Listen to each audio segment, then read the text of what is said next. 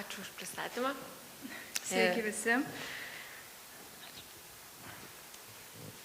Tai šiek tiek prisistatysime. Aš esu Rita Gikarienė. Aš esu Giedrė. Ir mes esame iš Klaipėdos, esame kineziterapeutės ir šiuo metu vedame užsiėmimus žirgų asistuojamos terapijos vaikams turintiems įvairių sutrikimų. Gal truputį papasakosim apie tai, kaip apskritai pradėjom ir kaip studijuodamos kineziterapiją atsiradom tarp žirgų. Tai visi galvoja, tikriausiai jojo tėvai, seneliai, draugai ar artimieji, tai nieko panašaus nebuvo, neturėjom nieko, kas buvo surišta su žirgais. Bet studijuodamas magistrą, papildomą alternatyvę mediciną, turėjom tokią paskaitą, važiavom į delfinariumą, tada į Kurtuvėnus Šiauliuose turėjom paskaitą pas Jurgitą Rutkienę apie hipoterapiją. Ir taip kažkaip netikėtai, žodžiu, atsirado tie žirgai. Tada supratom, kad norim rašyti savo baigiamosius darbus šią temą, nes studijavom papildomą alternatyvę mediciną. Ir ta kineziterapija labai gražiai sutapo, ką galima padaryti ant žirgo, galima padėti pacientams ir dar tas, žinoma, gyvūno apskritai poveikis. Tai va, tai taip netyčia, netikėtai atsirado žirgai, tada prasidėjo ilgas kelias, ieškojom, kokie žirgai tinka, pačios nieko neturėdamos jokio pamato apie tus žirgus, tai reikėjo viską, žodžiu, nėrėm stačia galva į tai ir esam iš kitos pusės, ne iš žirgininkystės, bet būtent iš reabilitacijos srities, dirbdamos kineziterapeutėm, pritaikėm žirgą savo sričiai. Tai dabar dirbam 5 metai. Nuotraukoje matote 3 kineziterapeutės, 1 žirgų trenerė ir 2 žirgus, kurie yra pagrindiniai šiai dienai mūsų terapijų asistentai. Aš atsiprašau, vis tik būtų geriau dviem mikrofonų. Įrašas geresnis būtų. Dėl įrašo. Gerai. Kažką gal dar nori papildyti? Ne, viskas. Taigi, jeigu šiek tiek apie hipoterapiją, tai jau Hipokrato veikale prieš mūsų erą jau buvo pirmosios žinios apie kažkokius natūralius pratimus, apie jojimo naudą. Jau galima sakyti, kad jau buvo kažkokios pirmos užuomazgos, tačiau pagrindinis kertinis įvykis, kuris atkreipė apskritai žmonių dėmesį į jojimą ir jo teikiamą naudą, tai buvo Liz Hartelk, ir ji yra danų sportininkė ir laimėjo 1960 maždaug metais, bijau suklysti, olimpinį medalį laimėjo sidabro ir kai jinai iškovojo, pasirodo, jinai buvo persirgus poliomielitu ir jinai papasakojo savo istoriją, jinai nevaldė kojų žemiau kelių, kaip jai žirgai padėjo sveikti, kaip jai padėjo gyti ir kaip jai padėjo apskritai jojimas ir patys žirgai. Tai buvo galbūt tas kertinė istorija, nuo kurios ir prasidėjo hipoterapijos istorija. O Lietuvoje neįgaliųjų jojimo asociacija buvo įkurta 2007 metais. Tai dabar truputį apie tai, kas yra hipoterapija. Gal dar visų pirma prieš tai noriu pabrėžti, kuo skiriasi hipoterapija ir jojimo terapija, dėl ko mes kalbam tik apie hipoterapiją. Tai yra todėl, kad jojimo terapijoje žmonės su negali yra mokomi valdyti žirgą. Tai yra jojimo pagrindų mokinimas, tai taip, tai turi didžiulę psichologinę naudą, savirealizacijos ir tiesiog labai tai yra naudinga. O būtent mūsų sritis yra hipoterapija, kuomet žirgas yra labiau naudojamas žmonėms su fizinė negalia, būtent žirgo judesys, kuomet nereikia pacientui, klientui pačiam valdyti žirgo, žirgas yra vedamas žirgo vedlio ir šalia eina kineziterapeutas, kuris atlieka individualias užduotis, rodo, žodžiu, pratimus ir taiko įvairias padėtis, truputį vėliau apie tai pakalbėsim. Tai hipoterapija yra holistinis individualus reabilitacijos metodas, kurį atlieka terapeutas ir žirgas kaip komanda, atsižvelgiant į pagrindinį terapeuto profesinį išsilavinimą, tai yra kineziterapeutas, ergoterapeutas, psichologas ar logopedas. Tai palei tai yra tie profesiniai tikslai, terapiniai, yra sutelkti į motorinius, kalbos, ugdymosi arba emocinius poreikius. Ir ši terapija yra individuali, sisteminga ir tikslinga reabilitacija. Yra tikrai ne viena šalis, kur jau hipoterapija yra įtraukta į reabilitacijos programą, netgi Latvijoje, Jūrmaloj yra hipoterapijos centras šalia reabilitacijos ligoninės, kur žmonės gauna, tarkim, 5 masažai, 5 ten kineziterapijos ir 5 jojimai su specialistu. Tai pats hipoterapijos principas, tai esmė, kaip matote, mes nenaudojam paprasto jojimo balno, nėra balnakilpių. Ir tai esmė yra arklio judesys, tai yra arklys juda 3 plokštumose ir kai mes sėdim, mūsų dubuo taip pat juda 3 plokštumose, į priekį atgal, į šonus ir aukštyn žemyn. Ir šitas judesys labai panašus į mūsų eiseną. Ir tai paveikia raitelio ir sensorinę, ir motorinę, ir pusiausvyros reakcijas, o liesdamas žirgą, jeigu jį ruošiam jį terapijai, glostom, šukuojam, tai raitelis įgauna ir labai daug sensorinių praktikos, įvairių pojūčių ir bendravimas su žirgu suteikia žmogui teikiamų psichomotorinių ir išgyvenimų. Ir kaip sakė, pavyzdžiui, kad buvimas vien šalia žirgo iš tikro išskiria endorfinų kiekį, kas yra laimės hormonai. Tai mes būnant tiesiog šalia jų, žiūrėdami juos jau tampam laimingesni. Aš tik tai gal truputį pridėsiu, dėl ko mes nenaudojame balno, nes kaip minėjom, tai nėra jojimo terapija, kuomet mokinam jojimo pagrindų. Tai yra grinai labiau kineziterapija asistuojant žirgui. Tai toksai balnelis yra paklotas pobalinis, ar kaip jį pavadinti, yra pasirinktas todėl, kad būtų kuo mažesnis atstumas tarp raitelio ir žirgo nugaros, kad jisai jaustų kuo stipresnį judesį ir žinoma arklio šilumą. Tuomet atitinkamai palei pacientą žiūrim, ar yra reikalingos rankenos, jeigu rankenos, tai vėlgi kokios, ar yra reikalinga tik viena rankena, kad šiek tiek prisilaikytų žmogus, ar yra 2 rankenos, kuomet jau reikia pakankamai didelės kontrolės, arba kaip čia pirmam tam video matote, yra tiesiog, kad prilaikytų mums tą balnelį, jisai neslidinėtų, nes vaikas, kadangi daugiausiai dirbam su vaikais, yra pozicionuojamas ant žirgo, tai laikomas įvairiomis kryptimis ir todėl rankenos mūsų atveju tik tai trukdytų. Tai žodžiu, kaip ir minėjom, tai yra labai individualu, ko reikia mūsų raiteliui mažajam.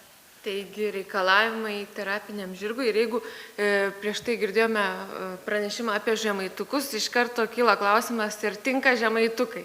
Tai iš tikrųjų nėra veislės, kuri netiktų ir nėra veislės, kuri būtų tik jau jie, tai visi tinka. Tai iš tikrųjų žiūrim labiau į patį žirgą, į jo charakterį, į jo temperamentą, tačiau kas tikrai netinka, tai eržilai. Tai turi būti kumelė arba kastratas. Ir dar gerai, kad nebūtų rujojanti kumelė. Žodžiu, kuo stabilesnė. Taip pat žingsnis turi būti ritmiškas, tolygus, energingas.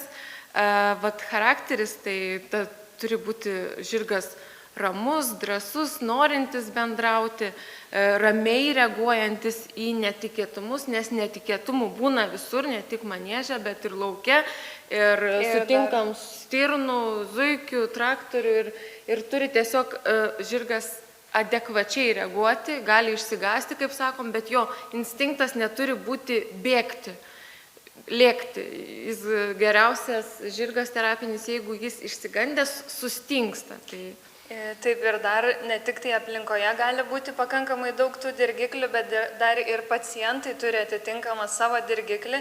Jeigu vaikas turi autizmo spektro sutrikimą, Dauno sindromą arba tiesiog įvairiausias diagnozes, tai jie gali šaukti, jie gali verkti, jie gali bandyti nulipti.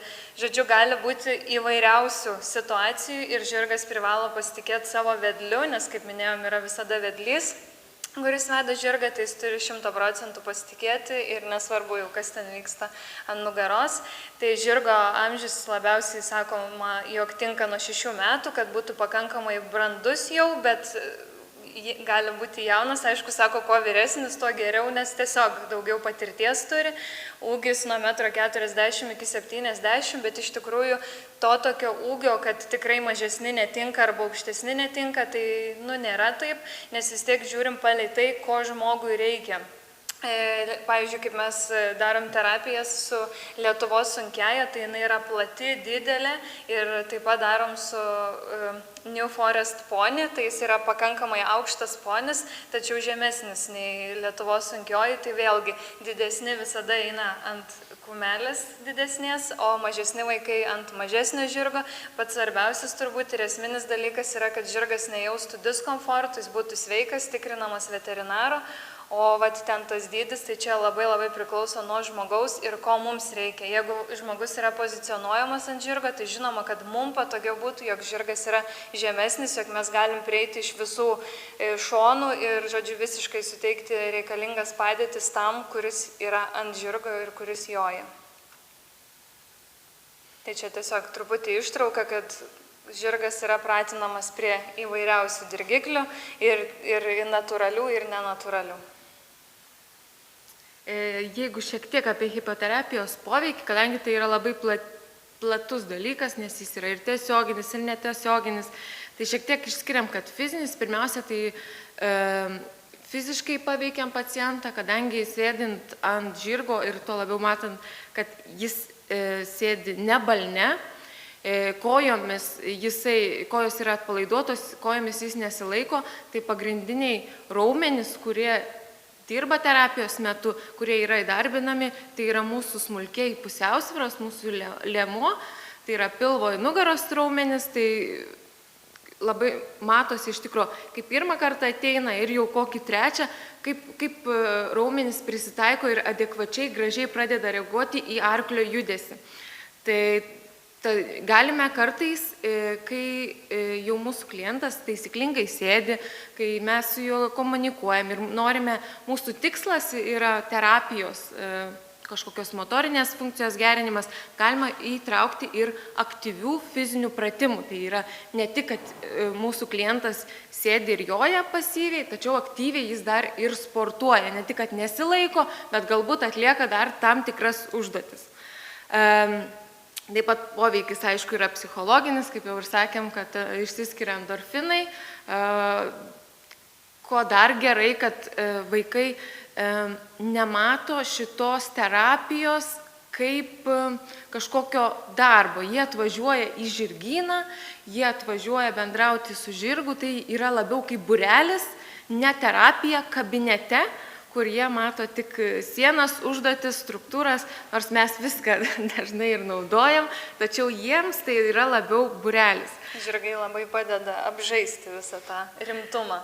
Iš to ir gimsta, pavyzdžiui, tas socialinis, kad gerėja socialinis bendravimas tiek su mumis, tiek su žirgu, nes kartais prie vaiko sunkiau prieiti, tai jam yra, pavyzdžiui, lengviau bendrauti su žirgu, jį glostant, jo rūpinantis, kai kurie mėgsta papasakoti savo draugams, pasakoja, kad joja, atsiranda tas socialinis ratas pažįstamų, kurie gali pasikalbėti, išsipasakoti ir pasidalinti savo patirtimi.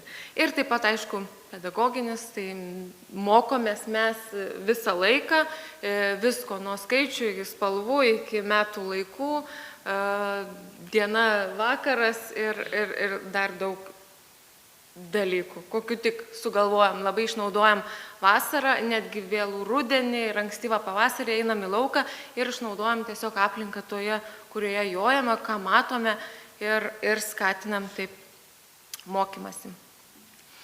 Tai šiek tiek apie mūsų užsiėmimus, kaip mes atliekame savo hipoterapijos užsiėmimus. Tai pirmiausia, mes pasikviečiam fizinės būklės įvertinimui. Tada suteikiame 10 hipoterapijos užsiėmimų, lankant 1 kartą per savaitę ir tuomet pakartotinos fizinės būklės vertinimas. Tai fizinės būklės vertinimo metu įsivertinam patologinius refleksus, raumenų tonusą, motorinę funkciją, savarankiškumo įgūdžius, kognityvinius gebėjimus, elgesį, pabendraujam su tėvais, išsiaiškinam, kokios iš esmės yra pagrindinės problemos, ko tėvai tikisi ir tada sudarome programą, ko sieksime mūsų užsiėmimo metu ir pradedam užsiėmimus vykdyti žirgyne. Taip, jeigu patologiniai refleksai, pavyzdžiui, jeigu šiek tiek paminėsiu, kad visi mes gimstam su tam tikrais refleksais, kurie padeda mums išlikti, taip, ne tik gimti, bet, tarkim, natūralus čiulpimų, maitintis. Taip, ir visi refleksai tam tikrų metų turi integruotis į taisyklingą judesį ir jeigu jie neįsintegruoja, vis dar yra aktyvūs, tai jie jau vadinami patologiniais refleksais, kurie gali įtakoti ne tik mūsų motorinę, bet kažkokias ir pažintinės funkcijas. Tai mes patikrinam iš tikro keletą refleksų ir šiek tiek papasakosim jums apie vieną atvejį. Buvo pas mus atėjus mergaitė, 5 metų, diagnozė yra F848, kas yra įvairiapusiai raidos sutrikimai. Pirmą kartą vertinam, stebėjom tokį chaotišką elgesį, jinai labai sunkiai koncentruoja dėmesį, kabinete bėga nuo vieno žaislo prie kito, nuo vieno užsiėmimo prie kito, yra sunku susikalbėti, prikalbinti, atlikti kažkokį veiklą, labai menkas akių kontaktas, vaikščioja pasistiepus, užduotis atlieka labai vangiai ir netgi reaguoja labai vangiai. Tai funkcinės būklės vertinimas parodė, kad buvo aktyvūs refleksai, Babinskio, Galanto simetrinis toninis kaklo, vertinti 3 balais, tai reiškia, jie buvo labai aktyvūs, ryškiai pasireiškintis. Asimetrinis 4 balais, tai kuo didesnis balas, tuo reiškia patologinis refleksas yra mažiau aktyvus, tai 4 balai, kad šiek tiek pasireiškia. Ir matome čia GM88, tai yra skalė kūno, stambiosios motorikos kūno judesių funkcija. Tai yra kelios dalis, mes tyriam C, D ir E dalis. C tai yra klūpėjimas, šliaužiamas, D yra sėdėjimas ir E yra ėjimas, šokinėjimas ir bėgimas. Taip, tai čia tie procentai, kiek spėjom pagauti jos, kiek sudominam, tai tikrai nebuvo atlikta 100% visos užduotis, nes tiesiog buvo labai sunku pagauti ją ir pagauti tą prasme, kad tiesiog sudominti, atlikti tas užduotis. Terapijų, tai po funkcinės būklės įvertinimo išsikėlėm tikslus savo, kad gerinti liemens kontrolę, skatinti akių kontaktą, gerinti judesių planavimą.